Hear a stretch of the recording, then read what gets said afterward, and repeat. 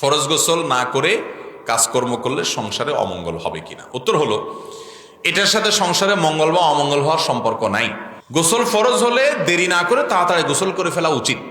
যদি আপনি গোসল ফরজ হয়েছে ধরুন রাত 12টায়, আপনি ফজরের আগ পর্যন্ত তো আরো কয়েক ঘন্টা আছে, এখন করতে চাচ্ছেন না, ওকে, তাহলে আপনি অজু করে শুয়ে পড়েন।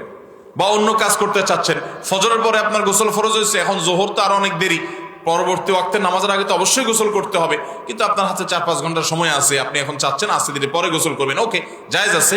আপনি গোসল করে অজু করে নিয়ে অন্তত তারপরে ঘরের অন্যান্য কাজ করেন বা খেতে খামারে কাজ করেন, এটা উত্তম।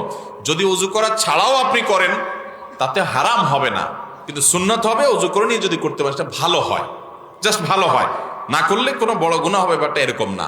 আমরা অনেক সময় মনে করি কারণে অমঙ্গল হয়, এর সাথে মঙ্গল অমঙ্গলের সম্পর্ক নাই। তবে হ্যাঁ, এটা ঠিক যে সুন্নতের খেলাফ হবে আপনি গোসল অনেক দেরি করে বসে বসে অন্যান্য কাজ করে বেড়াচ্ছেন।